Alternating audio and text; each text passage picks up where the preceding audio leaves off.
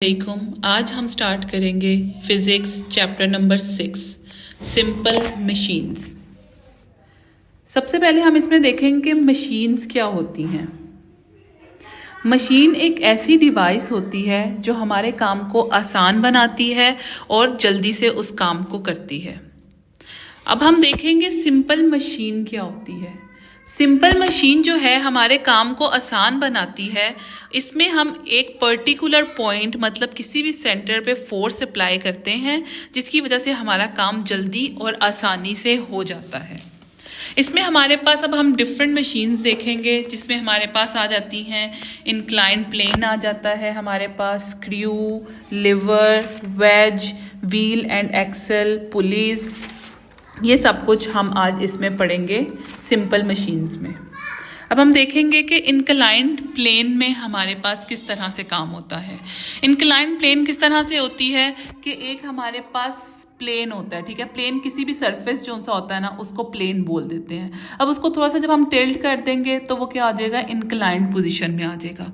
अब हमने कोई भी चीज़ जब हम ऐसे ऊपर को चढ़ाएंगे तो वो क्या होगा कि जल्दी से वो हमारा काम हो जाएगा, ठीक है। और क्या होगा, इसमें डिस्टेंस हमारा थोड़ा ज़्यादा हो जाएगा, ठीक है, लेकिन फोर्स जो है वो कम लगेगी हमारी। अब एक ब्लॉक है, हमने उसको एक से दूसरी जगह पे लेके जाना है तो सीधा हमारे से अगर नहीं जा रहा तो हम उसको नीचे से ऐसे अपवर्ड डायरेक्शन में ले जाएंगे तो हमारी फोर्स जो है वो इसमें कम लगेगी और काम जल्दी हो जाएगा। फिर उसके बाद हमारे पास आ जाता है कि अब हम इसका प्रिंसिपल देखते हैं। It is used widely for example in ramps and switch back boards where a small force acting for a long distance along a slope can do a large amount of work. कहने से principal क्या है कि हमारी force कम लगती है और जो है हम ज़्यादा डिस्टेंस कवर कर लेते हैं। अब हम देखते हैं नेक्स्ट हमारे पास सिंपल मशीन है लिवर। इसको हम देखते हैं कि किस तरह से वर्क करती है।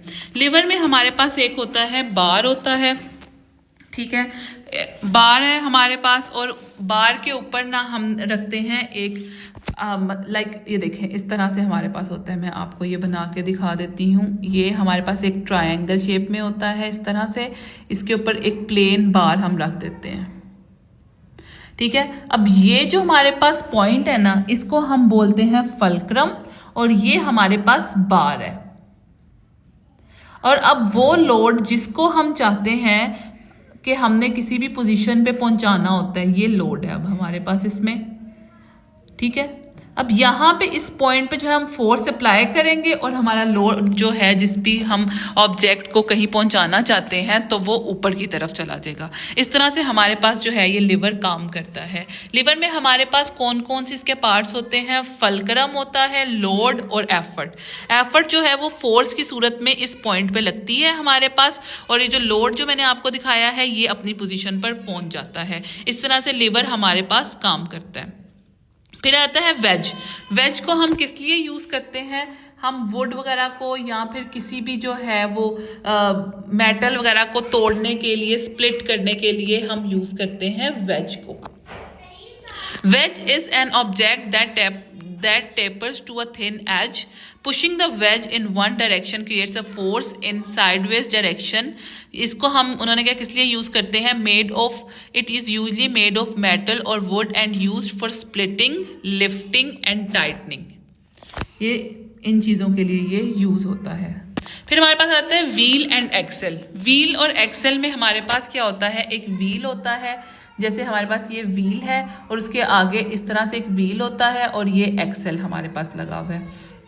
इसमें हमारे पास एग्जांपल आती है जैसे हमारी वो गाड़ी का जो हमारे पास होता है वो मूव करने के लिए व्हील जो सा होता है उसके पीछे एक्सेल लगा होता है। ये रोटेशन के लिए हम इसको यूज करते हैं व्हील और एक्सेल को। देन हमारे पास आ जाता है पुलिस। पुलिस को किस लिए हम यूज करते हैं, इसको हम पानी जमीन से जब निकालना हो उस टाइम पे भी हम पुलिस को यूज करते हैं। इसमें क्या होता है कि एक थ्रेड हमारे पास लगा होता है और ऊपर क्या होती है, एक रिंग लगा होता है। वो थ्रेड जो है वो चीज को नीचे से ऊपर लेके जाने में हेल्प करता है। A pulley is a wheel that carries a flexible rope, cord, cable chain और बेल्ट। वो कह रहे हैं कि ये क्या होता है कि हमारे पास इसमें एक फ्लेक्सिबल रोप लगा होता है एक व्हील के साथ, इसमें क्या होता है कि एनर्जी या मोशन जो है वो ट्रांसफर हो रहे होते हैं और इससे क्या होता है कि हम चीज़ों को है नीचे से ऊपर की तरफ खींचते हैं पुलिस के through. Block and tackle. One or more independently rotating pulleys can be used to gain mechanical advantage, especially for lifting weights. वो कह रहे हैं कि हमारे पास कुछ ऐसी पुलिस होती हैं जो इंडिपेंडेंट पुलिस होती हैं, उसको क्या करते हैं हम यूज़ करते हैं वेट वगैरह को उठाने के लिए। देन हमारे पास आ जाती है सिंपल मशीन में स्क्रू। स्क्रू किस लिए यूज होता है? ये नेल्स की जगह पे भी यूज होता है स्क्रू, और ये इसलिए इतने अच्छे से यूज होता है क्योंकि इसमें जो है ना हमारे पास इस तरह से ये लगे होते हैं साइडों पे इसके, ठीक है। इसकी साइड्स पे हमारे पास ये सिलेंडर लगा होता है, एक इंक्लाइन प्लेन के राउंड एक सिलेंडर लगा होता है। इसलिए नेल जो हम नेल्स यूज करते हैं ना, सिंपल कील यूज करते हैं, उससे बेहतर ये होते हैं। जो हमारे घरों में बल्ब भी लगे होते हैं उसमें भी पीछे स्क्रूज लगे होते हैं। देन हमारे पास फिर आती है, हम इसकी टाइप्स देखेंगे कौन कौन से स्क्रूज होते हैं हमारे पास। कैप स्क्रू होते हैं, मशीन स्क्रू होते हैं, सेट स्क्रू होते हैं, self tapping screw, flat head wood screw, machine screw. ये हमारे पास डिफरेंट एग्जांपल्स आ जाती हैं इस स्क्रूज की, और वो कह रहे हैं कि जो हम नेल्स वैसे यूज करते हैं उनसे बेहतर होते हैं स्क्रूज। देन अब हम देखेंगे कि मशीन जो है किस प्रिंसिपल पे वर्क करती हैं। वो कह रहे हैं कि जोन सी हमारे पास आइडियल मशीन्स होती हैं ना, उन पे जितना हम इनपुट देते हैं, मतलब जितना हम वर्क करते हैं उतना ही हमें उसका आउटपुट मिलता है।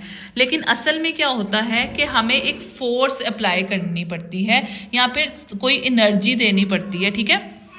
वो कह रहे हैं कि जो सी आइडियल में क्या होता है कि जितनी हमने उसको दिया उतना हमारे पास आउटपुट आ गया, लेकिन असल में क्या होता है कि एक एनर्जी हमारी जो सी है ना वो यूज होती है फ्रिक्शन की सूरत में। फ्रिक्शन क्या होता है? रगड़ लगना। जब दो ऑब्जेक्ट एक दूसरे के साथ रगड़ खाते हैं तो उसको हम कहते हैं फ्रिक्शन, ठीक है।